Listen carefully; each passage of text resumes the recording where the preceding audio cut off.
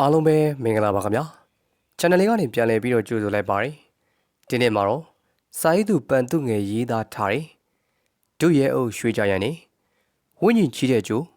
စသိမ်းပိုင်းလေးကိုတင်ဆက်ပေးခြင်းပါတယ်ခင်ဗျာဇလန်းလေးကိုခန်းစားနားဆင်ပေးကြပါဦးခင်ဗျာဆရာ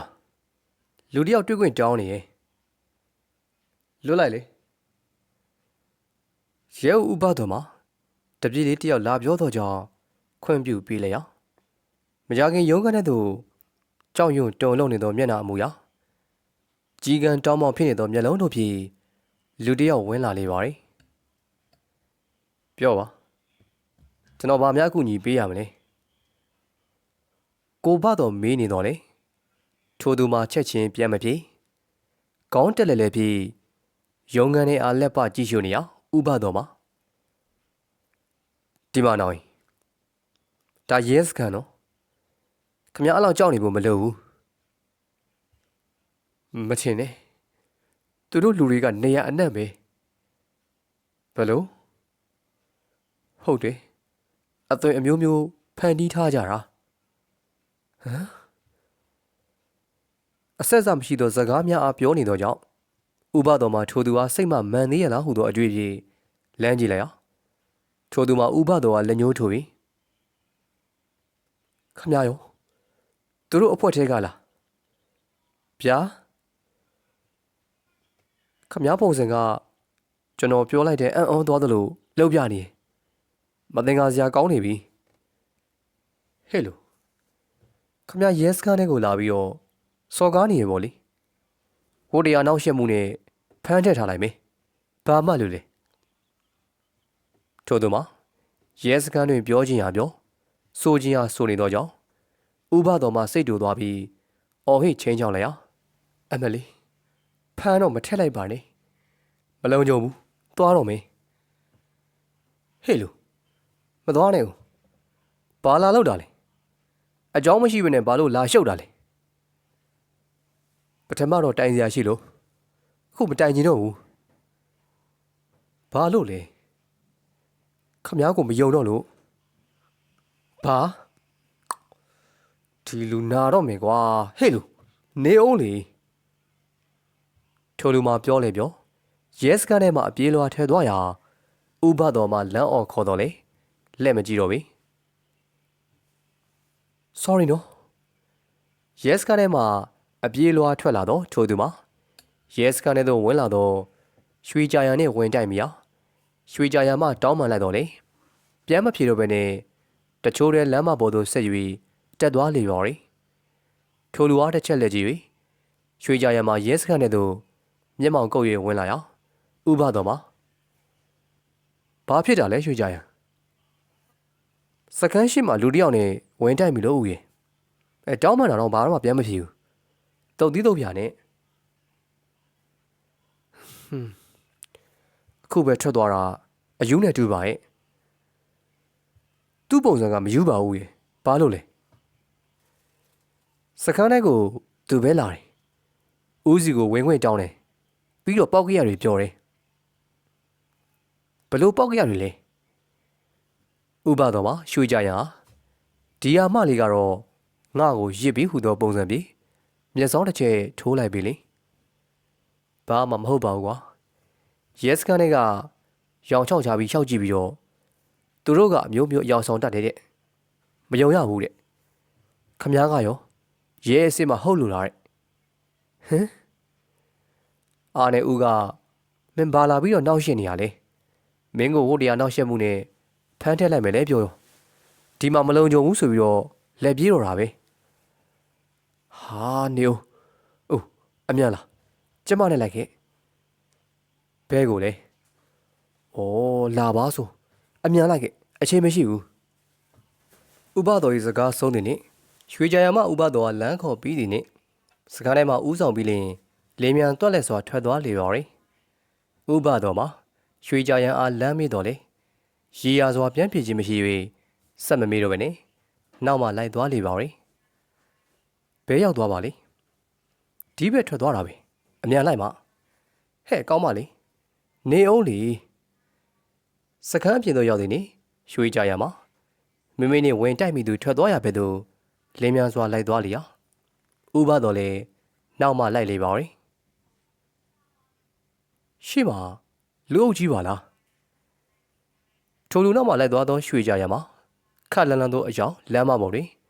လူအုပ်ကြီးအားတွေ့လိုက်ရပါရီထိုလူအုပ်ကြီးအားမြင်သည်နှင့်စိတ်ထဲတွင်ထစ်ခနဲ့ဖြစ်သွားသောရွှေကြရမှာပြေးကြည့်လိုက်ပြီလေခဏလောက်ဖဲပေးပါ CID ကပါလူအုပ်နာသို့ရောက်သည်နှင့်ရွှေကြရမှာလမ်းပြောလိုက်ရာလူအုပ်ကြီးမှရှဲခနဲ့ဖြစ်သွားလေပါရီမိမိအားလမ်းဖဲပေးလိုက်သောလူအုပ်ကြီးအားကျေးဇူးတင်စွာတစ်ချက်ကြည့်၍ရွှေကြရမှလမ်းကြည့်လိုက်ရာမိမိနှင့်စကန်ရှိတင်ဝင်တိုက်မိသူတို့မှာသွေးတန်ရည်ရဲ့နှင့်လမ်းမထက်တွင်လဲချနေသည်ကိုတွေ့လျက်ရလေပါရီကားတိုက်ပြေးသွားတာတနာပါရင်နော်ကားနံပါတ်မမီလားမောင်းပြေးသွားတာညံမမြန်မတ်ဖို့မပြောနဲ့ဘယ်ကားမှတော့မသိလိုက်ရဘူးတွေ့လိုက်တယ်အနဲ့ရောက်မှန်းလုံးကားဒီလူကလည်းတိုက်ချင်စရာလာနေတာစိတ်နဲ့လူနဲ့မကတ်တယ်လို့ပဲတယောက်တစ်ပေါက်ပြောနေတော့လူဟုတ်ကြတယ်ရွှေကြရမှာကားတိုက်ခန်းလိုက်ရတော့လူအားကြည့်လိုက်ရဦးကောင်းတဲ့နောက်စစ်တော်တွင်ဒဏ်ရာပြင်းထန်စွာရရှိသွားပုံပြီးသွေးများအဆမတန်ထွက်နေပြီးတော့သေဆုံးနေသည်ကိုတွေ့လိုက်ရလေပါရီဟမ်အလောင်းကြီးဘေးဘက်လမ်းမပေါ်ရှိသွေးများအိုင်ထွန်းနေသောနေရာတွင်ပန်းရံလက်ကင်ပွားလေးအားသွေးများနှင့်ရောနှောနေသည်ကိုတွေ့လိုက်၍ယူကြည့်လိုက်ရာရှေ့မှဒုသမှုများကဲ့သို့ပန်းထိုးချီအနှဲ့ရောင်ပြီး REVNG ဟူသောစာသားအားရေးထိုးထားသည်ကိုတွေ့ရလေပါရီထိုသူ၏လက်ကောက်ဝါတစ်ချက်ကင်ကြည့်၍ခေါင်းညှိလိုက်ပြီလေရွှေကြရမှာနောက်ကျသွားပြီဥယေဘလို့အနန္တရောက်လာသောဥပတော်အားရွှေကြရမှလမ်းပြောလိုက်ရာဥပတော်မှတအံ့တော်နှင့်ပြန်မေးလိုက်လေပါရီဦးစီကိုအရင်ရောက်လာရဲ့သားနဲ့ဦးကအလေးမထားလိုက်တာဟမ်ဦးသာသူ့ကိုချော့မေးထားလိုက်ရင်ဒီနေ့အင်းလျံလန်လူသားမှုနဲ့ပေါက်ထော်လူသားမှုရဲ့ပျောက်နေတဲ့ခွင်းဆက်ကလေးတွေပြည့်စုံသွားမှာအခုတော့ကျမလေးတိတိချင်းလိုက်တာပဲလေမမေတော့တာတော့မတက်နိုင်တော့ဘူးမင်းပြောတာကိုဘာမှနားမလဲဘူးနည်းနည်းပါးပါးလေးရှင်းပြပါဦးနောက်တော့ရှင်းပြတာပေါ့လောလောဆယ်ဒီအလောင်းကိုယူသွားခိုင်းပါပြီးရင်ပေါက်ထော်ကိုသွားမယ်သူ့မေးလိုက်ရင်အဲ့လိုကြီးပဲမိမိယာပြောပြီးသည်နိအလောင်းသားမှလွတ်ထွက်သွားသောရွှေကြရနာတို့ပါဇက်မှမကြည်မနှက်ပြေပွားစီပြောကဥပတော်မှလိုက်ပါသွားလေပါရီမောင်မနေတော့ညာလူကြီးတိတ်ဆိတ်နေတော့ချိန်အင်းလျာလန်းရှိတေဆုံးသူကိုမင်းထင်ချန်နာတို့မောင်ရဲ့ကို၍လူတစ်ယောက်ပြေးကပ်သွားလေပါရီ၎င်းလူရဲ့မှာတကုံလုံးအနဲ့ရောင်ဝတ်ထားပေလေချန်အုပ်ဒရိုင်းနာတို့ရောက်သည်နိလူရိပ်လူချေကြည့်၍လူရှင်းသည်နိကြော်တကောင်ကဲ့သို့ပေါ်ပါစွာခြံစည်းကိုအုပ်ဒရိုင်းပေါ်သို့ခုန်တက်သွားလေပါရီဒရိုင်းပေါ်မှာတစဉ်ခြံထဲသို့အတန်မမြည်စရန်ပေါ်ပါစွာခုန်ချလိုက်လေပါရီခြံထဲသို့ရောက်သည်နိတက်ဆက်တယ်ခြေတံမကြားစီရန်ပြေးသွားကအိမ်နောက်ဘက်သို့ချင်းကလိုက်ပါရီ၎င်းနောက်ဖေးဘက်တကအသာတုံးကြည့်လိုက်ရာပွင့်သွားသည်နှင့်ဖြက်ခနဲ့တိုးဝင်လိုက်လေပါရီနောက်ဖေးဘက်ရှိမီးလုံးမှာပိတ်ထားသောကြောင့်မောင်မဲနေတော့လေအလဲခန်းစီမှာထွန်းထားသောမီးရောင်ကြောင့်လင်းတဝဲမောင်တဝဲဖြစ်နေလေပါရီအပြင်မှဝင်လာသူမှာအိမ်ရှိခန်းအားချောင်းကြည့်လိုက်ရာကေသွဲထုံးနေသူမ၏မိခင်ဖြစ်သူမှာ TV ကြည့်နေသည်ကိုတွေ့လျက်သောကြောင့်အမောင်ရိပ်အားခိုပြီးလေနေရန်ကဗီဒီယိုရှိရသူဦးတီသွားလေပါရီ၎င်းတော့အပေါ်ဆုံးတောက်ဘက်ရှိတကားအားဆွဲဖွင့်ကတစုံတစ်ခုအားယူမီအပြုတ်တွေအလေးကျင့်များကကျင်သားရနေသောထိုသူ၏နာတော်မှာခြေနှင်းတန်နေသူတကားတွန်းတအားကြားလိုက်ရသောကြောင့်၎င်းနေရာမှာခွာကအလဲကန်းအဝင်ထွက်တကားကြားတဲ့သူတိုးဝင်ကပုံးလိုက်လေပါရီထိုလိုမှာစက္ကန့်ပိုင်းလောက်မြန်သွားရတာတော်ပြီတော့သည်၎င်းတကားနာသို့ရောက်သွားသည်နိထိုသူဝင်လာရလမ်းကြောင်းအတိုင်းပင်၎င်းကဲ့သို့ဝိုးယုံနဲ့ဝတ်ဆင်ထားသောနောက်ထပ်လူတို့ဝင်ရောက်လာသည်ကိုတွေ့လိုက်ရလေပါရီနောက်ထပ်ဝင်လာသူမှာနောက်ဖေးမှတစ်ဆင့်အလဲခန်းစီသို့ပုံးရှိုးကွယ်ရှိုးဝင်သွားလေပါရီ၎င်းကျော်သွားသည်နိတကားနောက်ွယ်မှာလူမှာထိုသူနောက်မှာထက်မှန်၍လိုက်ကြည့်လေပါရီ ဒုတိယဝင်ရောက်လာသူမှာအလဲကန်းအကွယ်မှာတဆင်မောင်ရိပ်ထဲမှာဖြတ်ကာအပေါ်တာလေကားစီတို့ပြေးကပ်သွားလေပါတယ်ပထမလူရဲမှာလေထိုလူမမြင်စီရန်ခလန်းလန်းမှလိုက်လေပါတယ်ကေသွဲထုံးတော်သားအမိမှာမူကိုရီးယားဇလန်တွဲထံကိုအာယုံစိုက်နေသောကြောင့်ပတ်ဝန်းကျင်ဟာတတိမိကဇလန်ထဲတွင်မျောနေပါတယ်သိမကြောင်နောက်မှဝင်လာသူမှာအပေါ်တော်သို့ပေါ်ပွားစွာပြေးတက်သွားသည်တွင်ပထမလူမှလည်းထကြံမကွာပါသွားလေပါတယ်အပေါ်တော်လှသာဆောင်သို့ရောက်သည်တွင်ဒုတိယလူရဲမှာကိုမင်းထင်အရဲတောင်းနေသောနေရာသို့ဥတီသွားကတစုံတစ်ခုအားရှာဖွေနေလေပါရီဒုတိယလူရဲ၏လောက်ရအားပထမလူရဲမှာချောင်းမြောင်း၍ကြည့်နေစဉ်တွင်ပထမလူရဲမှာရုတ်တရက်နောက်သို့ဆုတ်လျက်ဘေးဘက်နေရမို့တွင်အလှတင်ထားသောပန်းဝါဝင်တိုက်မိကကြာကွဲသွားလျာဒုတိယလူမှာထိတ်လန့်သွား၍လက်ကြည့်လိုက်သောကြောင့်ပထမလူမှာပုံးခွေရမစင်းစားတော့ဘဲနဲ့မိမိအားတက်အံ့တရောကြည့်နေသောဒုတိယလူထံသို့တဟုန်တို့ပြေးဝင်သွားလိုက်လေပါရီဒုတိယလူမှာပထမလူပြေးဝင်လာသည်ကိုမင်းသက်ကကြည့်နေရမှာတတိဝင်လာပြီလေနောက်သို့လက်ပြေးလေပါရီလာသာသောမှာကျဲဝန်းသည်ဆိုတော့လေထိုလူရနေသောနေရာမှာကိုမင်းထင်အရင်တောင်းနေသောနေရာဖြစ်၍နောက်သို့ရုတ်တရက်လက်ပြေးမိရာထိုင်ကုန်များစပွဲများပြီးလုံးထွေးခလုတ်တိုင်မိကဝယုံသုံးကလဲပြိုကျလေပါရီဟေးမပြေးနဲ့ထိုင်ကုန်များနဲ့လုံးထွေးနေရမှာထိုလူမှအတင်းကုန်းထားပြီလေလာတော့ဆောင်ဝရံတာလက်ရန်ပေါ်သို့ပြေးတယ်လျာပထမလူမှလမ်းအောင်ကပြေးလိုက်လေပါရီတိုးတော်လေ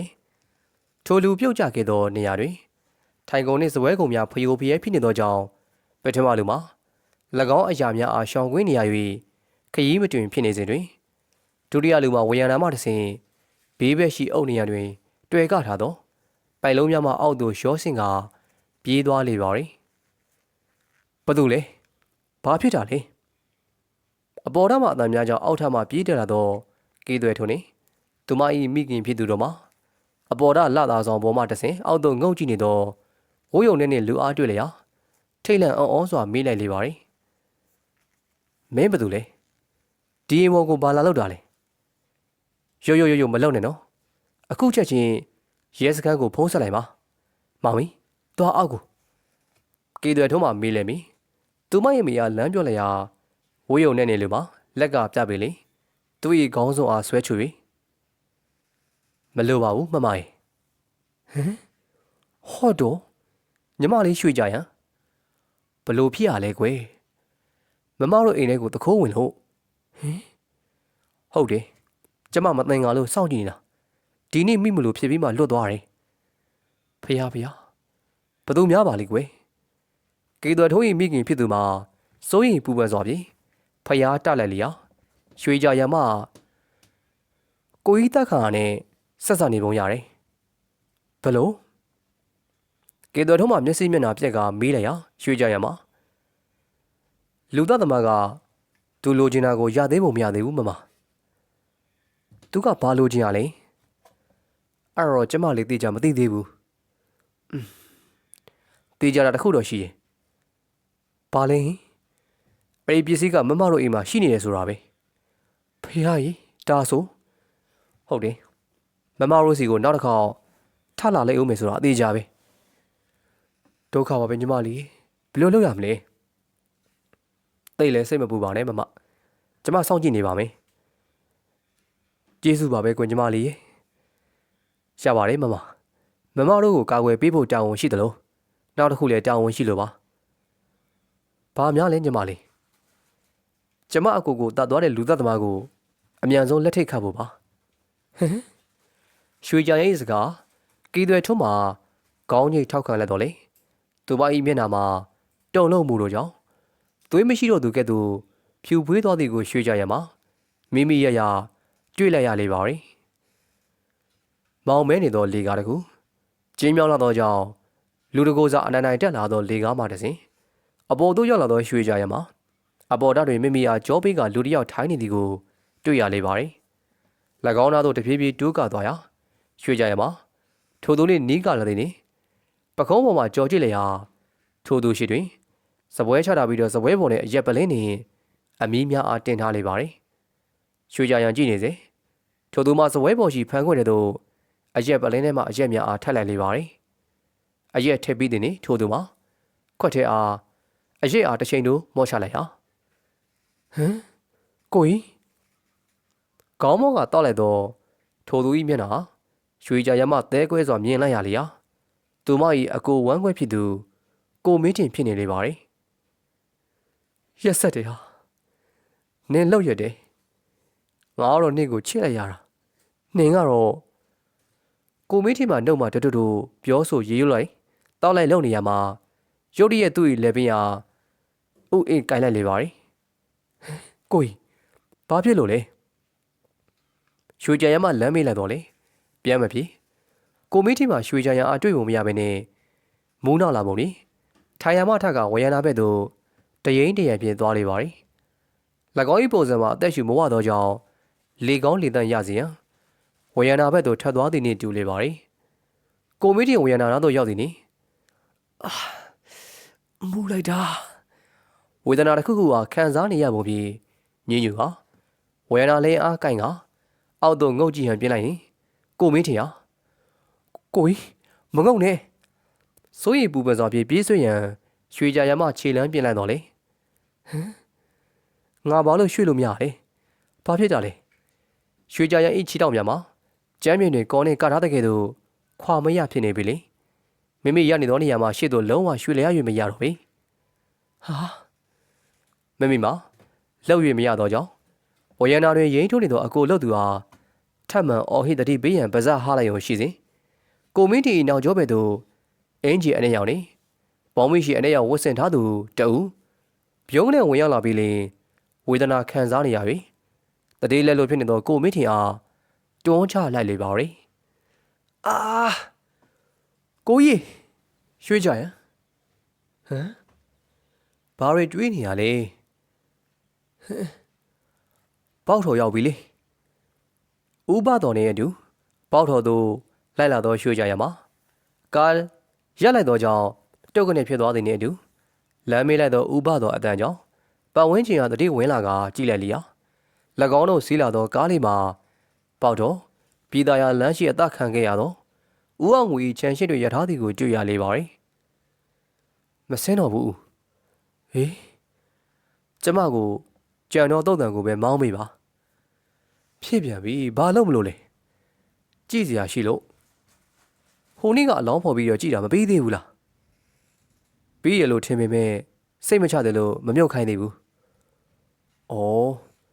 အခုကျမအရေးပေါ်စစ်စရာရှိလာပြီဦးဘာမှလဲကိုမင်းထင်ကလာတော့ဆောင်ဝေယနာဘော်ကနေမကြခင်မှာဘာဖြစ်ခဲ့တယ်လဲဆိုတာဟမ်ဘာဖြစ်စရာရှိလို့လဲအရက်မူးနေရလေစစ်စစ်ကြည့်တယ်လားဦး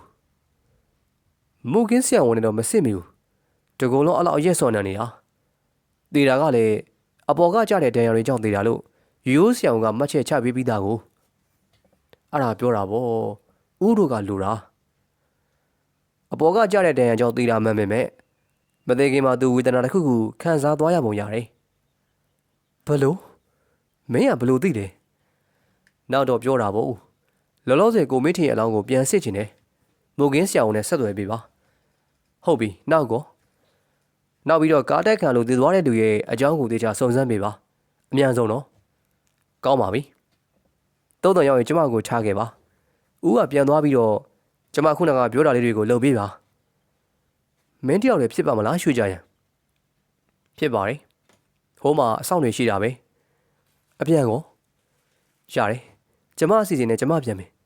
အချိန်သိမ့်မရှိဘူးသူတို့တောင်းပြီးရင်ချီရဖျောက်သွားကြလိမ့်မယ်လောလောဆယ်မဖျောက်သေးတာသူတို့လိုချင်တာမရသေးလို့သူတို့ဆိုတာကျမသိတဲ့လောက်ပြောရရင်တော့ဂိုင်းတစ်ခုလောဝဲအဖွဲ့အစည်းတစ်ခုဖြစ်ပုံရတယ်အဲ့တော့ဆိုရင်မင်းကိုသေးတာအဲ့ဒီအဖွဲ့ကြောင့်ပေါ့ဟုတ်လားကျမကိုသေးတာရှုပ်ထွေးနေတယ်အဖွဲ့ပြဿနာလည်းပါတယ်လို့ဘေးပြောကလည်းပါတယ်မသေးခွဲသေးဘူးဟိုလူနှစ်ယောက်သားခန္ဓာကတော့အဖွဲ့ကြောင့်ပါအဲ့ဒါဆိုရင်မင်းကုန်နဲ့အဲ့ဒီလူနှစ်ယောက်ကတကိုင်းနဲ့သားတွေဩသိပြီကဲဦးရောက်ပြီဒီနားပဲရလိုက်သွားတော့ပြောဆိုရှင်းပြနေနဲ့ကားလေးမှာတုတ်တန်ဝတော့ရောက်လာတဲ့တွေရွှေကြရမှာဝင်းဝမ်ဝါ ရက်ခိုင်းပြီးတော့ဥပတော်အနှုတ်ဆက်ကတုတ်တန်နဲ့တော့ဝင်သွားလေပါရီခုဘာဆက်လုံးမလဲဘာကိုလဲပစ္စည်းကရှာလို့မှမတွေ့တာအထက်မိတ်ကပါတယ်လေပစ္စည်းပြန်ယူသေးတယ်ပြီးဒါပဲလေအိုမီဟောင်းနေတော့အဆောက်အဦပြက်တစ်ခုတွင်ဝရုံနဲ့ဝတ်ထားသူနှစ်ဦးပြောဆိုနေခြင်းပါဘသူစီကမှမတွေ့ရလားဟုတ်တယ်တေးချမရှာဘူးလားဟောရှာတာမှနှံ့နေပြီအခုထိရှာနေရော၃ယောက်ပေါင်းပြီးတော့တနေရာမှာဖွက်ထားတာများလားဖြစ်နေတယ်အဲ့ဒါဆိုဘယ်လိုလုပ်ကြမလဲဂိုင်းချုပ်ကြီးကိုအတိပေးမှရမယ်ဘယ်လိုပေးမလဲအချင်းချင်းတော့မမြင်ဘူးတာ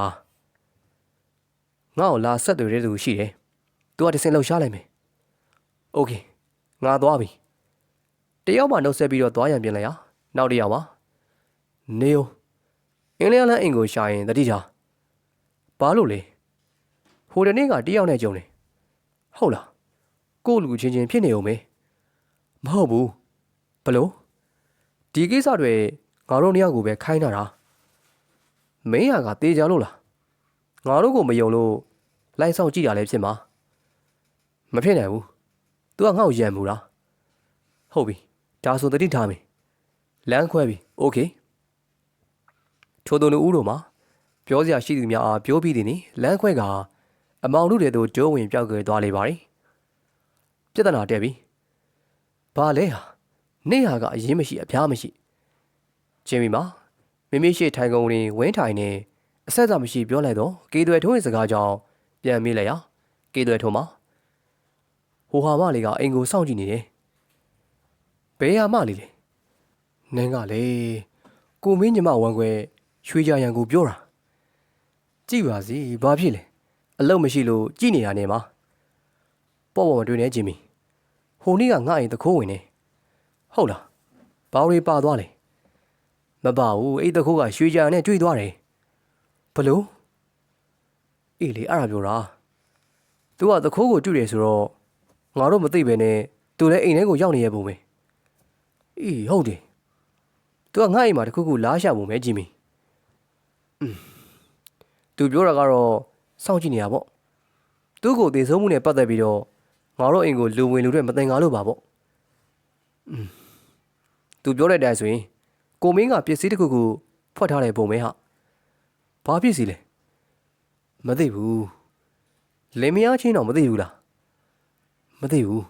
ကိုမင်းကလှုပ်ဝက်တယ်ဟာသူ့လိုစပွဲတောင်တော့ခတ်တယ်ဘသူမှကိုင်တာမကြိုက်ဘူးဟာဟုတ်ပြီငါသိပြီချင်းမီဘာသိတာလဲကိုမင်းစာကြည့်ကနေကစာအုပ်ဘီရိုတခုကိုအရန်ကျူးဆိုင်တယ်စာအုပ်တော့လေ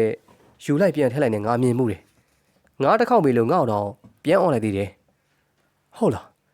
အေးငါအဲ့ဒီထဲကိုဝင်းရှာကြည့်အောင်မယ်နင်းကလေဟာကုမ္ပဏီကအရေးကြီးတဲ့စာရွက်စာတမ်းတွေကိုတင်ထားတာဖြစ်မှာပေါ့ဘာပဲဖြစ်ဖြစ်စစ်ကြည့်ရတော့မယ်အေးသဘောပဲဒါဆိုငါသွားတော့မယ်ဟာနင်းကနေပါဦးလေစိမ့်တွေတိုက်နေရနော်မဟုတ်ပါဘူးအနေတိုင်းဆင်ခြင်နေရလို့ပါမဟုတ်ရင်နဲ့မှလည်းဒီရောမကိုကြောက်နေတယ်လားလုံရောမကြောက်လို့မရဘူး तू ကအစိတ်ရှိတယ်ရှော့တော့လို့မရဘူးအေးပါအဲ့ဆိုလည်းပြန်ငါလိုက်ပို့ရမလားမပို့နဲ့ငါဘာသာပြန်မယ်ဘိုင်နော်ဘိုင်ကီတော်တို့မှဂျီမီယာနှုတ်ဆက်ပြီးစားတော့တိုင်ထဲမှာခတ်သွဲလမ်းထွက်သွားလေပါရီလေးစားပါတယ်ရွှေကြရဆရာခေါ်တယ်ဆိုလို့ပါလူသားမှုတွေရဲ့အခြေအနေဘယ်လိုလဲရှိလဲဆိုတာသိကြလို့ပါဟုတ်ကဲ့ကွင်းဆက်တွေကိုလိုက်နေစေပါဆရာတော်တော်များများသိနေပါပြီရုပ်လုံးပေါ်လာပြီးစိုးပါတော့ရှင်မင်းကိုအသက်ခံတဲ့အမှုကရောအတူတူပါပဲဆရာဘလို့ဟုတ်ကဲ့ကျမကိုအသက်ခံတဲ့အမှုရယ်ပေါက်တော်ပြည်သားရလမ်းကအမှုရယ်ဟိုနေ့ကကားနဲ့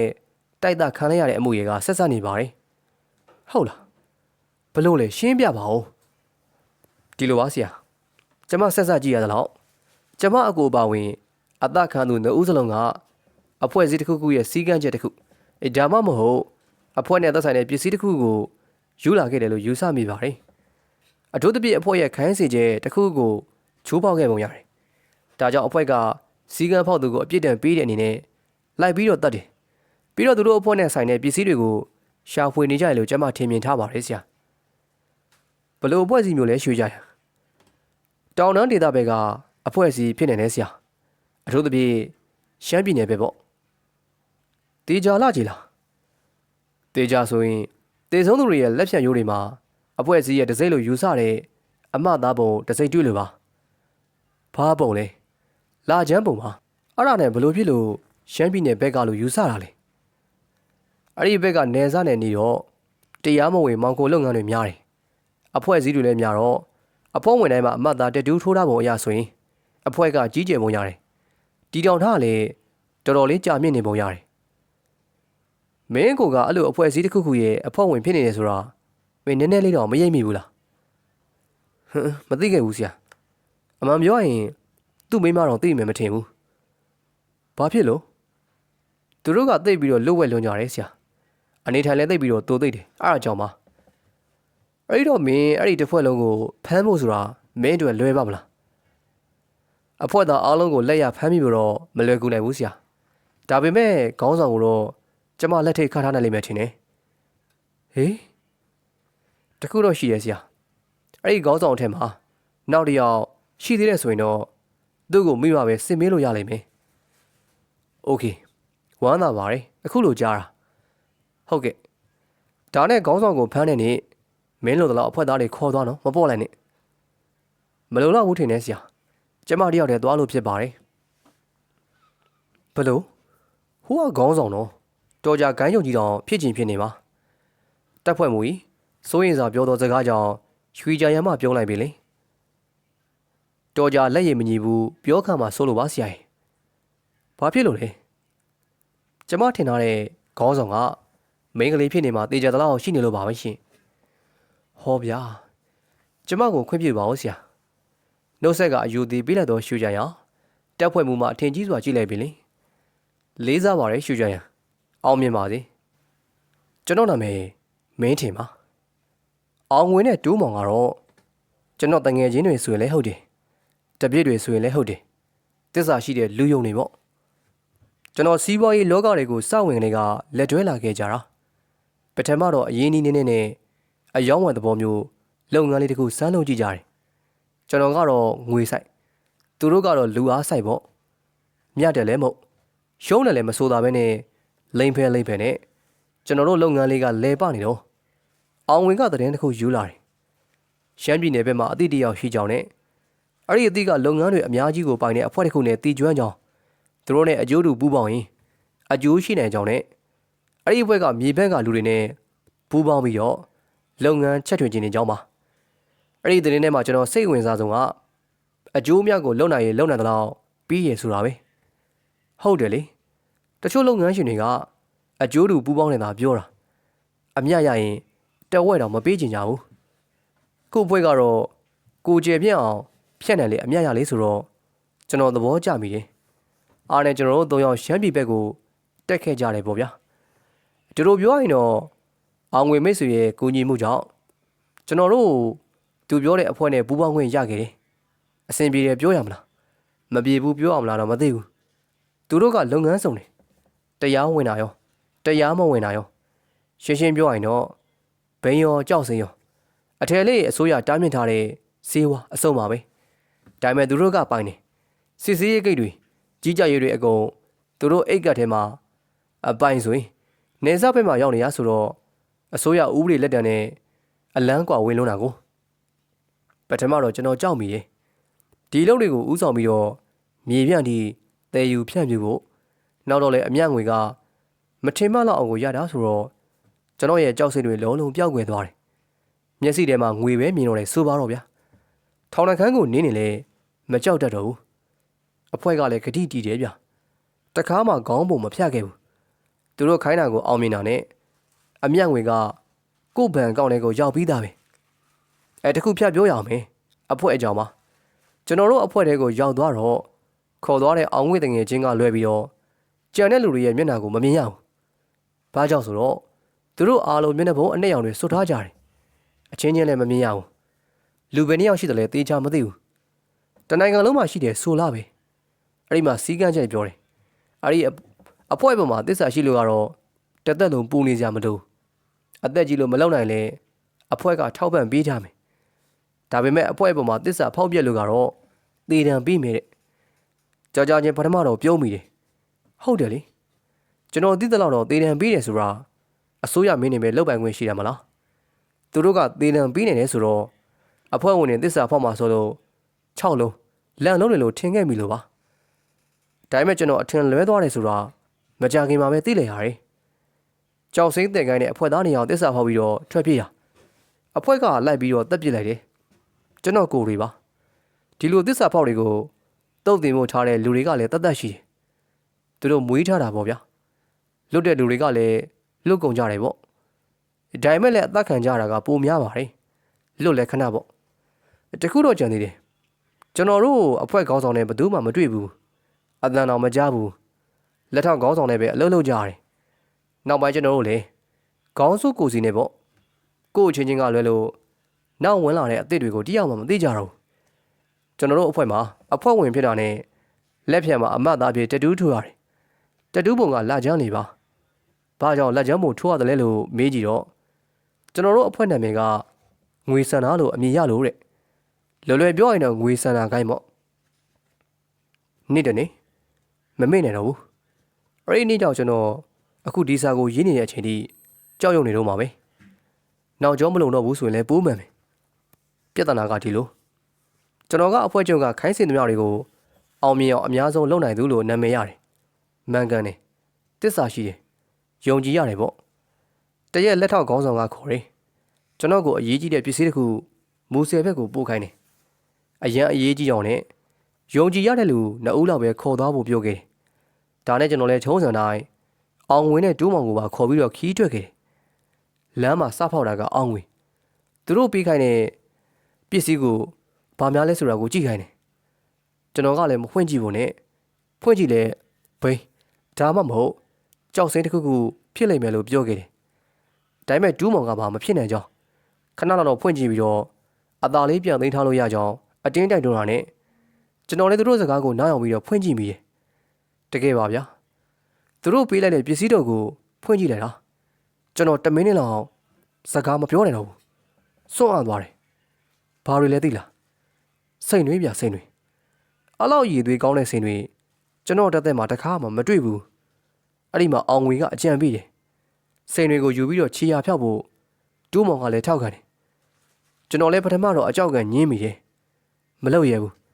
မလုပ်သင့်ဘူးလွတ်မှာမဟုတ်ဘူးအတွေးမျိုးစုံက6လန်တယ်အောင်ငွေနဲ့တူးမောင်ကလည်းသူတို့ကတောင်ပေါ်ပဲကျွမ်းညင်တယ်မြေပြန့်ကိုမကျွမ်းညင်တဲ့အတွက်ကျွန်တော်တို့လက်ပတ်ပြီးတော့ပုံးရှောင်လို့ရတယ်လွတ်တယ်စတဲ့ဖြစ်အမျိုးမျိုးစီးရုံတာနဲ့ကျွန်တော်လည်းသူတို့နဲ့အတူအဖွဲချုပ်ကပိုင်တဲ့စိန်တွေကိုယူပြီးတော့ထွက်ပြေးတင်းရှောင်ခဲ့တော့တယ်ပထမတော့ကြောင်ကြတဲ့နယ်ဘက်တွေကိုသွားပြီးတော့ပုံးခဲ့ကြတယ်နောက်ပိုင်းကိုယ့်နောက်ကိုဘသူမှလိုက်လာတာမတွေ့ရတော့စိန်တွေကို3ယောက်အညီမျှခွဲဝေယူပြီးတော့တယောက်တနေရာစီလူစုခွဲပြီးတော့ခြီယာဖြောက်လိုက်ကြတယ်အောင်ငွေနဲ့တူးမောင်ရဲ့တဲ့ထင်းလည်းအစပြောက်သွားခဲ့ကျွန်တော်လည်းဟိုဒီတင်းရှောင်နေကျွမ်းကျင်ခဲ့တဲ့အယောင်းဝယ်လုပ်ငန်းလေးတွေကိုလုပ်ရင်းနဲ့နောက်ဆုံးမှာတော့ရန်ကုန်မှာအခြေချဖြစ်ပြီးတော့ကုမ္ပဏီတစ်ခုတည်ထောင်လိုက်တယ်အဲဒီမှာကျွန်တော်မိဘတွေသဘောတူပေးစားတဲ့ကေသွယ်ထုံးဆိုတဲ့ကောင်မလေးတစ်ယောက်နဲ့လက်ထပ်ခဲ့ပါတယ်ကျွန်တော်ဇနီးကိုကျွန်တော်အရန်ချစ်ပါတယ်ဒါပေမဲ့ဒီကိစ္စတွေကိုပြောပြဖို့မသိလျော်ဘူးလို့ယူဆတဲ့တွေ့မပြောခဲ့ပါဘူးစိန်တွေကတော့တချို့တစ်ဝက်ကိုရောင်းချပြီးတော့ကုမ္ပဏီတိုးတက်ဖို့အသုံးပြုခဲ့တယ်လို့ကျန်တဲ့စိန်တွေကိုတော့ဘဏ်မှာအကောင့်တစ်ခုဖွင့်ပြီးတော့အနံထားပါတယ်နောက်တော့မှကျွန်တော်ဇနီးကိုအသိပေးမယ်ပေါ့ဗျာသူကငယ်တော့ကျွန်တော်စိတ်မချလို့ပါငွေဆန္ဒကိုင်းနဲ့ပတ်သက်တဲ့သတင်းစာနာကတော့အခုအချိန်ဒီတစ်ခုတလေမှမရတော့ပါဘူးမင်းထင်အိုးလက်ဆက်တော့ကိုမင်းကစိန်တွေခိုးလာပြီးတော့ထုံသုံးနေရကိုကုမ္ပဏီကတော့ဘန်းပြပေါ့လေကေတဲ့ထုံမှာစာကြည့်ကန်နေရှိသူမ၏ခင်မွန်းကိုမင်းချင်းလှုပ်ဝဲသိမ်းဆက်ထားသောစောင်းဟာဖတ်ကြည့်ပြီးတော့ကောက်ချက်ချလိုက်လေပါတယ်အဲ့ဒါဆိုစိန်တွေကိုသိမ်းထားတဲ့ဘန်ဆောင်ဆိုတာကိုရှာအောင်မှထို့သို့စဉ်းစားမိသည်နိသူ၏စာကြည့်စပွဲပါဝင်ဘီရိုအန်ဆွဲများအားကဗျာကရာရှာကြည့်နေရရှာမတွေ့ပဲနဲ့ဝယုံသုံးကားဖြစ်နေစေတွင်မမဘာရှာနေရလဲမေရွှေ့ကြရန်ဟုတ်ပါတယ်မမရေ ဘာလို့မျက်လုံးပြိုးနေရလဲကျမကိုမမတ်မိလို့လားမတ်မိပါတယ်ရုတ်တရက်ဆိုတော့လန့်သွားလို့ပါစာကြည့်ကအဝတို့ရောက်လာကမေးလိုက်တော့အတန်းကြောင့်ထိတ်လန့်သွားပြီးတော့ကြည့်လိုက်ရမမေယာခတ်တီစကြည့်နေတော့ရွှေကြရန်အားတွေ့လိုက်ရတော့ကြောင့်အထစ်ထစ်အငုံငုံပြီးပြန်ဖြေလေပါတယ်မမရှာနေရဒီစောင်းလေးများလားဟမ်ရွှေကြရမှာသူမလက်ထဲမှာစာအုပ်အပြားလေးတစ်ခုဟာထောင်ပြရင်မေးလိုက်ရဘာလဲအဲ့ဒါကိုကြီးစိန်တွေသိမ်းထားတဲ့ဘန်စာအုပ်လေးဟမ်မင်းဘလို့သိတာလဲအဲ့ဒီစာအုပ်မမထက်ရင်ကျမဖတ်ပြီးသားပါဘလို့ကြားတဲ့အတိုင်းပဲလေကျမသိပြီးဖတ်ပြီးသားတွေပါလို့အဲ့ဒါဆိုရင်ခင်မုန်းကြံငင်းနေပြီစီဇနီးပိုင်နေမင်းကဘာလို့ယူထားတာလဲမယူထားပါဘူးမမအတွက်အန်ရည်များလို့ကျမကခဏထိန်ထိန်ပြီးကြရုံပါရွှေကြရင်စကားကြောင့်ကေသွဲထုံးမှာတန်တော်နေပြန်မင်းရန်ပြင်လိုက်စေတော်သေးတာပေါ့ကျမကမှစိန်တွေရှိနေတာမမခုမှသိလို့မဟုတ်ရင်ကဲသိတာတွေမသိတာသာထားပြီးတော့နှစ်ယောက်လုံးလက်မြောက်လိုက်ပါဟမ်၎င်းတို့ကအမိတ်ပေးလိုက်တော့စကားတန်ကြောင့်ရွှေကြနေကေသွဲထုံးမှာနောက်သို့လက်ကြည့်လိုက်အောင်ဝှစုံနဲ့ဝှစင်ထားသောတုံလုံးမှာမိမိတို့လည်းတနာနဲ့ကိုစီချိန်ထားသည်ကိုတွေ့လိုက်ရလေပါတယ်အထူးသဖြင့်ရွှေကြရနဲနဲလေးမှမလောက်လိုက်ပါနဲ့မင်းလောက်လိုက်တာနဲ့ကြည်စံကဖောက်ဝင်ပြီးသားပဲမင်းတို့ဘာလို့ကျင်လို့လဲမင်းတို့မင်းနေဖို့လိုသေးလို့လားမင်းသိပြီးသားပဲလေမင်းလက်ထက်ကစာအုပ်ဒီစပွဲပေါ်ကိုတင်လိုက်ပါတခုခုလှုပ်ရှားမယ်မကြမ်းနဲ့နော်တနက်ကတက်လက်တဲ့နဲ့ချိန်ထားတာမဟုတ်ဘူးနှစ်လက်နော်ကောင်းပါပြီတင်းမြန်မြန်ရော့ဝှစုံနဲ့နေလုံနုံးနဲ့နေဦးမှာနေရာတွေတက်တုံမြမလုပ်ပဲနဲ့ရွှေကြံရတနနဲ့ချိန်ထားပြီလေနောက်တဦးမှမူရှိသူတက်လာကတနနဲ့ချိန်ရလာပြီ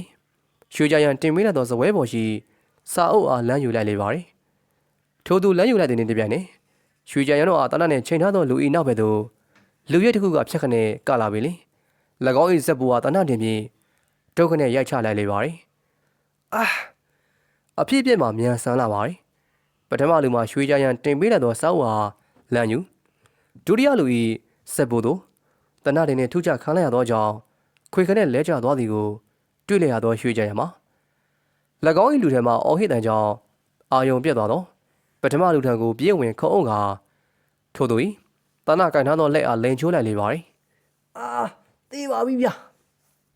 တိုက်ကွန်တို့ကပ္ပနဲ့အဆင့်ရရှိထားသောရွှေကြံရင်၏တိုက်ကွယ်တို့မှာမြန်ဆန်တက်လဲလာပါသည်ထို့သူတန်ခုံအုပ်၍လက်အားလိန်ချိုးလိုက်သောကြောင့်နာကျင်စွာအော်ဟစ်ပြီးတော့လက်ထဲမှာတနလွတ်ကျသွားသည်နှင့်တပြိုင်နက်ရွှေကြံရင်၏လက်ဝဲဆောင်တစ်ဖက်မှာထို့သူ၏ဂုတ်ပေါ်သို့ဖြတ်ရိုက်ချပေလေဒူးကောင်းပြေဝမ်းပိုင်ရှိရာသို့အားကုန်တိုက်လိုက်လေပါသည်မြန်ဆန်လာသောတိုက်ကွယ်များကြောင့်ထိုသူမှပြန်လည်မခုခံနိုင်တော့ဘဲနဲ့နေရာတွေပင်ခွေခနဲ့လဲကျသွားလေပါသည်ထိုသူလဲကျသွားသည်နှင့်ရွှေကြံရမှာ၎င်း၏လက်ထဲမှစာအုပ်အားလမ်းယူပြီးလင်ကျမ်းမြေမော်ရှိတနအားကောက်ယူက၎င်းအားပြန်ချိန်ထားလိုက်လေပါသည်အချိန်မိပါတယ်နော်ရွှေကြံရမိပါတယ်ဦးချိန်ကြိုက်ထားရင်တော့လွဲနေအောင်ပဲပထမလူဟာတနပြင်ချိန်ထားရင်မှ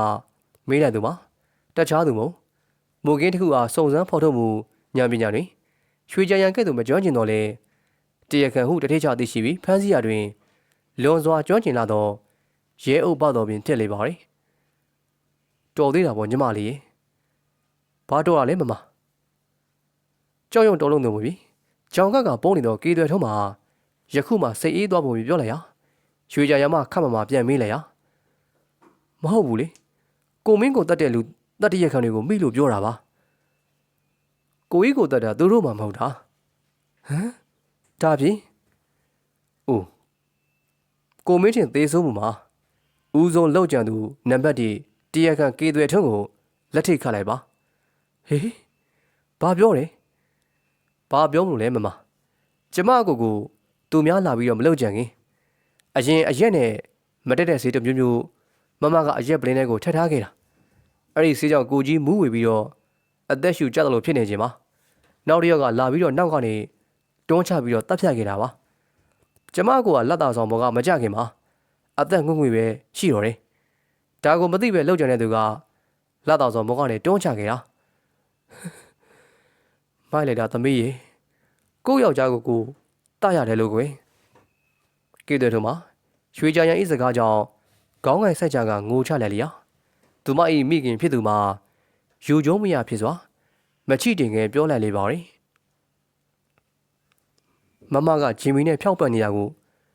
ကိုကြီးကရိတ်မိပြီးတော့ပြဿနာရှာလို့တတ်ပြစ်တာပါတော်လေးရှက်စရာကောင်းလိုက်တာဒီလိုသမီးမျိုးကိုမွေးထားမိတာကို့မျက်နှာကိုဓာတ်နဲ့လီးပြီးဖို့ပဲကောင်းတယ်ကေတော်တို့၏မိခင်ဖြစ်သူပြောဆိုနေသည်ဟာပြန်လဲဖြေချခြင်းမပြုတ်ပဲနဲ့ရွှေကြရမဥပါတော့တရခန့်ကိုလက်ထက်ကပြီးတော့ခေါ်သွားပါဦးလူသားမှုတွေအားလုံးရဲ့တရခန့်ကဒီနေ့ပေါ့ဟုတ်လားကေတဲ့ထွန်းကတော့ကိုမင်းချင်းတတ်ခံရမှုရဲ့အတိကတရခန့်ပေါ့နော်ဟုတ်တော့ဟုတ်တယ်ဒါပေမဲ့ဒီလူသက်မှုတွေကိုကြိုးကန်ချဲလနေရဲ့ခေါင်းဆောင်ကြံနေသေးတယ်ဟမ်ဘယ်မှာလဲအခုသွားဖက်မလို့မင်းတယောက်တည်းဖြစ်ပါမလားဝေးလားဖြစ်တယ်မဝေးပါဘူးဒီနားလေးတင်ပြောပြီးသည်နိရွှေကြရန်၏ခြေလမ်းတော်မှာခြံမင်းတို့တရွရွဦးတည်လေအမောင်တို့တဲ့သို့အကြောင်းယုံမရှိရှောက်လန်းလာသောရွှေကြရန်မှာခြံတကြံရှိတွေငြိမ်သက်စွာရလဲလေပါ၏၎င်းတော့အသက်ဝအောင်ရှူသွင်းလာပြီးလင်လူကိုခေါင်းလောင်းလေးအားလမ်း၍တီးမိပြုဟမ်လူကိုခေါင်းလောင်းတီးရန်ပြင်လိုက်တော့ရွှေကြရန်၏လက်မှာခြံတကားအားထိမိတော့ရာခြံတကားမှာအစင်သင့်ဖွင့်ပေးထားပုံဖြင့်ပွင့်သွားလေပါ၏ဩကြိုသိနေတာကိုလက်ရည်တူပါပဲမိမိလာမီကိုကြိုသိနေပုံဖြင့်ခြံတကားအားကြိုဖွင့်ပေးထားခြင်းဟာရင်ထဲမှာသဘောကျစွာစဉ်းစားရင်မှာရွှေကြရန်မှာခြံတကားအားတွန်းဖွင့်၍ခြံထဲသို့ခြေလမ်းမှန်ပြီးဝင်လာခဲ့လေပါ၏အိမ်ရှိစင်ဝင်အောက်တော့အရောက်အိမ်ထဲကိုလမ်းဝင်ပြီးအပြုတကားကွယ်မှာလူတစ်ယောက်ထွက်လာပြီးလင်ရွှေကြရန်အိမ်မျက်နှာတက်တဲ့သူတနပြည့်ချိန်လာပြီမလုံနဲ့နော်မင်းပါလို့ငါတို့ရဲ့ပိုင်တဲ့ကိုကျူးကျော်လာလေမမေရတနပြည့်ချိန်ပြီလေသမမာဖြစ်မေးလိုက်သူဟာရွှေကြရန်မမျက်နှာမလွဲဘဲနဲ့စူးစိုက်ကြည့်လိုက်ပြီးတော့တိပိသားမေးခွန်းတွေကိုအပိုလုံးမေးပြီးတော့အချိန်မဖြုံးပါနဲ့ကိုတဲ့ဦးပါမင်းဘာကိုဆိုလိုတာလဲကျမဘာကိုဆိုလိုလဲဆိုတာရှင်သိပြီးသားပါမသိလို့မေးတာပေါ့သေးချဖြစ်ပါမဖြေငါအစိုးမဆိုနဲ့လောလောဆယ်မင်းကငါတို့လက်ခုပ်တွေကရေနော်ဟုတ်လားတဲလဲချင်းချောင်းတက်ပါလားဆရာကြီးလက်ခုပ်တွေကရေဆိုတာခဏပဲခါထားလို့ရတာနော်ကြာလာရင်လက်ကြားတွေကယိုစီးထွက်သွားတယ်ဆိုတာမမေ့ပါနဲ့မင်းဘာလိုချင်တာလဲရှင်သိပါတယ်ကျမလိုချင်တာမသိဘူးဘာလဲနတ်သက်ကျွေအမိခံနန်းကလေးယာကိုထုတ်ပေးပါဘယ်လိုကြားတဲ့အတိုင်းပဲမင်းငါအိမ်ထဲကိုကျူးကျော်ပြီးတော့ဝင်လာရဲတယ်ငါမိမကိုလည်းလာဖမ်းတယ်ပေါ့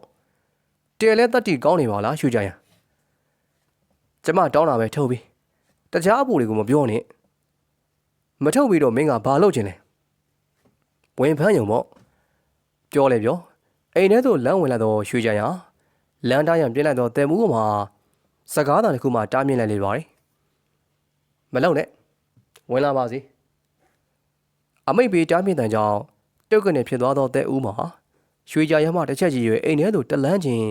အေးစစ်စစ်တည်ငြိမ်စွာဝင်သွားလေပါရီထိုင်ပါညီမလေးအိမ်ထဲသို့ရောက်သွားသောရွှေကြရမဆိုဖာထိုင်ကုန်တယ်နန်းဆန်လှပစွာထိုင်ရရှိသောနတ်သက်ကျွေအမိကနန်းကလေးအားတွေ့လိုက်ရလေပါရီနတ်သက်ကျွေမှာရွှေကြရအားမြင်သည်နှင့်ဖိတ်ခေါ်လိုက်ရရွှေကြရမှာကျေးဇူးပါကျမထိုင်ဖို့လာတာမဟုတ်ပါဘူးဒေါ်နန်းကလေးဟာဆိုပါဦးဒါဆိုရင်ဘာကြောင့်လာတာလဲရွှေကြရန်၏စကားကြောင့်နတ်သက်ကျွေမှာမျက်ခုံးတစ်ချက်ပင်၍ထူးဆန်းသည့်တပွဲမေးလိုက်လျာရှင့်ကိုမင်းတင်ကိုအောင်ဝင်းကိုတူးမောင်တို့ကိုလှုပ်ကြံတပ်ဖြတ်တဲ့အမှုတွေရဲ့အဓိကခိုင်းစေသူနံပါတ်1တရက်ခန့်ငွေစနာကိုင်းရဲ့ခေါင်းဆောင်ဖြစ်ကျမဖန်နေဒေါ်နန်းကလေးဟာဘာအထောက်ထားရှိလဲအထောက်ထားတွေအများကြီးပါမခိုင်လုံပဲကျမမဖမ်းဘူးပြောပါဦးခိုင်လုံတာလေးတစ်ခုတော့မခိုင်လုံရင်မင်းငါ့ကိုဖမ်းပြီးတော့ရုံးတင်စစ်စစ်ရှင်းနေကောင်းကောင်းငါပြီးတော့ထုချေလိုက်တာနဲ့ပြန်လွတ်မှာနော်စိတ်ချမလွတ်စေရဘူး ရှင်ဆိုတာအခိုင်လုံဆုံးတစ်ခုပါလာတယ်ကြည့်မလားပြကြည့်လေရွှေကြရမှာမိမိရအကြောက်ရုံမရှိပြန်ပြောလိုက်တော့နှက်သက်ကြီးဟာတစ်ချက်ကြီး၍လက်ကောင်းဤဘောင်းမီအိတ်ထဲမှာတစုံတစ်ခုအပြက်လျာနှက်သက်ကြီးမှာရုတ်တရက်မျက်နှာပြက်သွားရမှာဟန်ဆောင်လိုက်ပြီလေလက်ကင်ဘွားပန်းရောင်မိမတိုင်းကိုက်နေလေငါတယောက်တည်းမှမဟုတ်တာဟုတ်ပါတယ်မိမတိုင်းကိုက်ပါတယ်ဒါပေမဲ့လက်ကင်ဘွားထဲမှာတော့ကို့နာမည်အတူကောက်ကိုပန်းထိုးကြည့်အနဲ့ရောင်နဲ့ထိုးတဲ့လူကရှားတယ်လေအဲ့ဒါနဲ့ပဲငါဖြစ်ရရောလားမဖြစ်ပါဘူးပန်းထိုးကြည့်အနဲ့ရောင်နဲ့ပန်းရောင်လက်ကင်ဘွားဘော်ကိုထိုးတိုင်းရှင်မဟုတ်ပါဘူး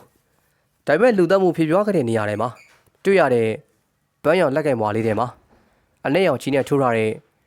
RAVNG ဆိုတဲ့စာတန်းလေးတွေကထိုးထားတဲ့စလုံးပုံစံနဲ့အခု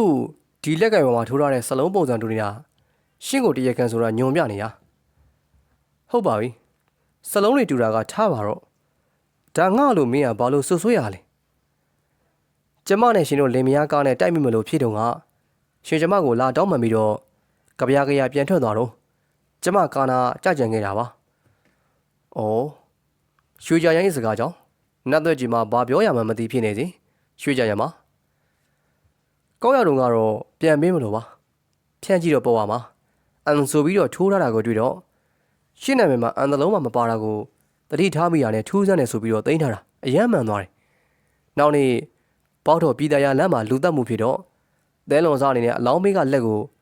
ပေါ်ဝါကိုတွေ့တော့ရှင်းလက်ကင်ဘွားနဲ့တိုက်ဆိုင်စစ်ဆေးကြည့်မိတာ။ကဲဘယ်လိုလဲတခြားအချက်လက်တွေလည်းအများကြီးရှိပါတယ်။ရှင်ကောင်းဆောင်ဖြစ်တယ်ဆိုတဲ့အထောက်အထားတွေရွှေကြရိုင်းစကားကြောင့်နတ်သက်ကြီးမှာပြောစရာစကားမရှိတော့သလိုငြိမ်သက်နေစတဲ့ရွှေကြရမှာကဲကြံတာတော့ရှင်ပြောတဲ့အတိုင်းရုံးရောက်မှာအကောင်းဆုံးရှင်းနေတွေနဲ့ထုချေတယ်ပေါ့ရှင်တို့အပွဲချုပ်ရဲ့ဒီနေရာနဲ့တကွာပူပေါင်းပါဝင်တဲ့အဖွဲသားတွေကိုအနေနဲ့အမြန်ဖမ်းဆီးဖို့ကျမနေဆက်ကိုသတင်းပို့ထားပြီးပါပြီမကြခင်ရှင်တို့ရဲ့တရားမဝင်မောင်ခိုလုပ်နေတဲ့လုပ်ငန်းတွေခြုံငင်းရတော့မှာပါကောင်းပါပြီမင်းကအလောက်သိနေမှာတော့မငင်းတော့ပါဘူးရှူကြရဲ့စကားဆိုနတ်သက်ကြီးမှဝန်ခံလိုက်ပြီလင်သူမ၏လက်တစ်ဖက်ဟာလျက်တစ်ပြက်လှုပ်ရှားလိုက်ရာရွှေကြရမှာ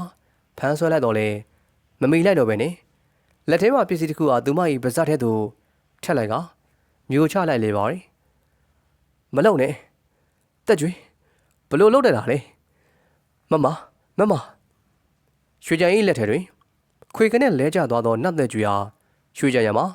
အော်ဟိခေါ်သည်နီတူသူမခင်မုန်းဖြစ်သူမလည်း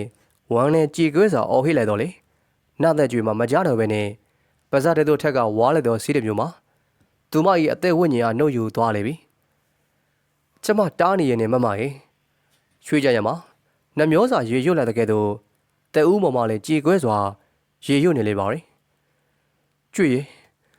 လှုပ်ရတဲ့ကို့ကိုတယောက်တည်းထားခဲ့တာပေါ့နော်မင်းတကယ်ရက်ဆက်တယ်ကွာရွှေကြရမှာမြည်တို့မှာစကားမဆိုတော့တဲဦးမောင်နဲ့အသက်ကင်းမနေတော့နတ်သက်ကြီးတို့နှစ်ဦးဟာကြောခိုင်းပြီးအိမ်အပြင်ဘက်သို့ထွက်သွားလေပါရီပြောပါဦးရွှေကြရဘာများလဲဦးရေနတ်သက်ကျွေခေါင်းဆောင်ဖြစ်နေရကတော့လူသားမှုဖြစ်တဲ့နေရာကလက်ကင်ဘွားပန်းရောင်ရင်ကိုမင်းထင်ရဲ့ဒါရိုင်စာအုပ်တွေကစာသားတွေနောက်မင်းပြောခဲ့သလို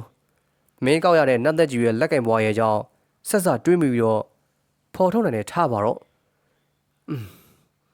မင်းရောက်မှကေတဲ့ထုံးကိစ္စရောဘယ်လိုသိရလဲအဲ့ဒါကတော့မမြင်ရတဲ့ဝိညာဉ်ကချီနှောင်ပြီးတော့ပြတဲ့ကျိုးတွေကြောင့်ပါဘလို့ဥပတော်မှာနားမနေတယ်လို့မေးလိုက်ရရွှေကြရမှာဒီလိုဦးရဲ့ကျမထူးခြားချက်လေးတစ်ခုရှိတယ်ဘာမှလဲတေပိသားလူတွေရဲ့ဝိညာဉ်တွေကိုမြင်နေတာပါဖေဟာဟုတ်တယ်ဦးအထူးသဖြင့်တော့မတရားအသက်ခံရတဲ့ဝိညာဉ်တွေကငြိမ်းချမ်းမှုမရသေးကျမကိုလာပြလေရှိပါတယ်။အော်အဲ့တော့ကျမကိုရဲ့ဝိညာဉ်ကိုကျမတွေ့တဲ့အခါမှာသူ့ဘာသူသိတာမဟုတ်ဘူး။သူများသားလို့သိတယ်ဆိုတာကျမတထည့်ကြယုံကြည်ခဲ့ပြီးတော့စုံစမ်းဖော်ထုတ်ခဲ့တာပါ။ကျမဖာသာဆိုရင်ဖော်ထုတ်ဖို့ခဲရင်လာပြီမဲ့ကျမကိုဝိညာဉ်ရဲ့လမ်းပြမှုကြောင့်ကျမကေသွဲထုံးကိုခြေရခံမိခဲ့တာ။အစိတ်ခတ်တာကိုဘယ်လိုသိလဲ။အစိတ်မဟုတ်ဘူး။ဘာလဲ။အရက်နဲ့မတက်တဲ့စီးတုံမျိုးပါ ကျမအကိုအရက်မတော့ခင်သူကအရက်ပလင်းထဲကိုထည့်ထားတယ်ကိုကြီးကတော့ပြီးတော့အသက်ရှူကြလို့ဝရဏမှာတောက်ရတော့ငွေစန္ဒကိုင်းကလာပြီးတော့တတ်သွားတာပါသဘောပေါက်ပြီဒါနဲ့မင်းအဲ့ဒါကိုဘလို့သိတယ်လဲကိုကြီးတောက်တဲ့ဖန်ခွက်ကိုတခြားဖန်ခွက်နဲ့လဲပြီးတော့အရက်ပလင်းကိုလည်းအစဖြောက်ပြစ်ခဲ့တာလေကျမကကေသွဲထုံးအိမ်ထဲကဘီရိုထဲမှာဖန်ခွက်တစ်ခုတည်းတွေ့လို့ယူသွားပြီးတော့ဒါတို့ဗေဒဌာနမှာစစ်ဆေးခိုင်းလိုက်တာဦးတို့သွားစစ်တော့အရက်ပလင်းထဲမှာလည်းအရက်မရှိ